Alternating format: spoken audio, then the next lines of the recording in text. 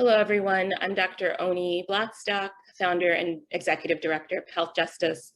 I'll be speaking about building community trust in prevention products. We've heard a lot about mistrust over the past year as it relates to the COVID-19 vaccine in particular. Medical mistrust is not just a lack of trust in healthcare providers and organizations to genuinely care for patients' interests, but also the belief that the healthcare system is acting or will act with ill intent towards a certain individual or group. Mistrust can often extend to government as well as pharmaceutical companies and the products that pharmaceutical companies make, such as medication. What causes medical mistrust? So just to say that I'll be speaking about what we know about medical mistrust in the context of the US.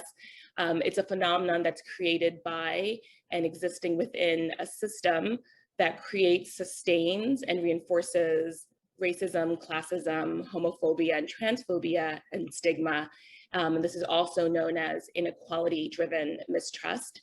It can be considered an active response to direct or vicarious marginalization. So if someone learns about marginalization, through intergenerational stories or through narratives within their social network. So what does the relationship between discrimination, medical mistrust, and health behaviors look like? So we know from abundance of literature that discrimination in the form of racism or other forms of oppression results in medical mistrust, which then leads to certain health behaviors. Often they can be adverse health behaviors such as medication non-adherence and delays in prevention screening or uptake of prevention products. When it comes to HIV, there's a very broad literature on medical mistrust. Some of the beliefs related to HIV include what are called quote unquote conspiracy related beliefs, the idea that the government created HIV as a form of genocide against Black people and other marginalized groups. And then there are also treatment related beliefs, the idea that HIV treatment is used to experiment on or kill those who take it, or that a cure is available but is being withheld by the government and or pharmaceutical companies for profit. While medical mistrust is often framed as something negative, it often can be also considered positive, such as a coping mechanism. We think of it as really an appropriate survival strategy that allows people to protect themselves or to prepare countermeasures. So if a patient is concerned about their experience with a healthcare provider, they may bring a family friend or do more research before seeing that provider. So they may prepare themselves more for that encounter. It can also be seen as a form of resilience and a way for people, for marginalized groups, to empower themselves and affect change. And just to say, we say conspiracy beliefs often, I put them in quotes, because conspiracy beliefs can have a pejorative or negative connotation, but we know these beliefs can be true. They're not necessarily false, harmful, or unjustified. And so I just prefer the term counter narratives. These are narratives that arise from the vantage point of those who've been historically marginalized, and they encompass beliefs that differ from the beliefs of dominant culture. So when it comes to HIV and mistrust, we've seen in the literature, there is a negative association typically with many HIV-related outcomes, lower likelihood of believing HIV treatment is effective, lower adherence to antiretrovirals, and lower likelihood of viral suppression. When it comes to PrEP and prevention products, we see a similar phenomenon.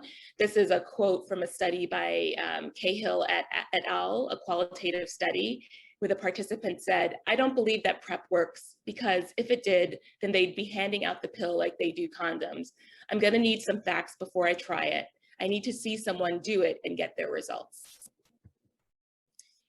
So just to say that we know mistrust is associated with lower uptake of HIV testing, lower uptake of condoms, as well as less comfort talking to providers about PrEP and lower PrEP awareness and uptake. This is just a sampling of some of the studies that have been done with respect to mistrust and PrEP.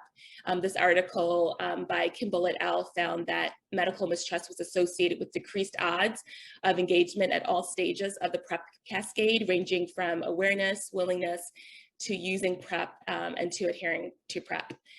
Again, that study by Cahill et al. That I mentioned found that Black men who have sex with men were concerned about PrEP side effects, as well as culturally insensitive healthcare, and described stronger medical mistrust, as well as more frequent homophobia and HIV-related stigma, which was related to decreased uptake of PrEP. Interestingly, this paper by Ojekutu et al. Focused on Black cisgender women found that women with who had indications for PrEP, but who had greater mistrust, actually also had greater willingness to use PrEP. So that was somewhat unexpected and may have to do with this idea of mistrust as a survival mechanism. And then lastly, medical mistrust in trans women found that gender affirming care was associated with less medical mistrust and more positive attitudes about PrEP. In terms of recognizing potential signs of mistrust, this can look at lack of engagement in the healthcare interaction. So having patients who may not ask questions or make eye contact, who seem uncomfortable and may not verbally agree with what is being recommended. There may be a lack of healthcare engagement, so not adherence to medication or missing visits, or direct statements that patients may make saying that they don't like taking a certain or trust that medication. How do we intervene? So there are no evidence-based provider interventions that address medical mistrust. A few have studied interventions to improve trust in individual providers, but not the overall healthcare system. These have included training on cultural competency, empathy, and patient-centered communication. Most have not been effective and none have been tested for HIV. A few patient-level interventions focus on improving trust in HIV-related information and decreasing HIV-related mistrust. These include using community-based peer navigation for peers to serve as a bridge to healthcare settings, as well as community-based peer counseling interventions that use motivational interviewing or cognitive behavior therapy strategies to acknowledge, validate, and discuss mistrust as a justified response to discrimination. Validating mistrust looks like asking open-ended questions about patients' beliefs, and then also acknowledging historical and current realities that it may have led to their mistrust, including their own experiences, the patient's own experiences. And this communicates that the patient's or client's thoughts, behaviors, or emotions are well-grounded, justified, relevant, and meaningful. And then the provider can ask for permission to share information after they have validated the patient's statements.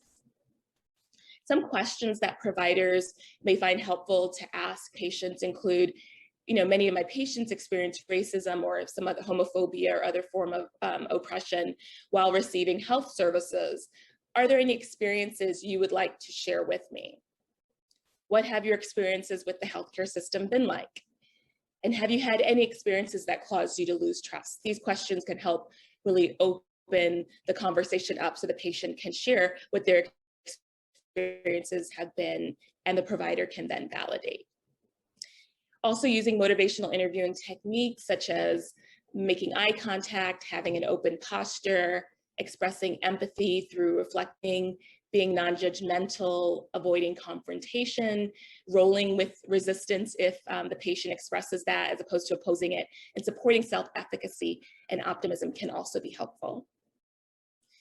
Also, lastly, in terms of building trustworthiness, community-centered public health practice is important. So meaningfully engaging communities that are most burdened, funding and supporting community engagement with credible, trusted messengers and grassroots organizations that are led by those who are most burdened by HIV can be helpful. Having staff that reflects the patient population, including in leadership positions, can be helpful in increasing underrepresented group representation among healthcare providers can also help when people see themselves reflected in the providers offering prevention products, for example. And then lastly, using community health workers or peer navigators can also be helpful in terms of increasing trust in the organization as well as the products that the organization is offering, such as prevention products. Thank you so much for your attention, and I look forward to answering any questions that you might have.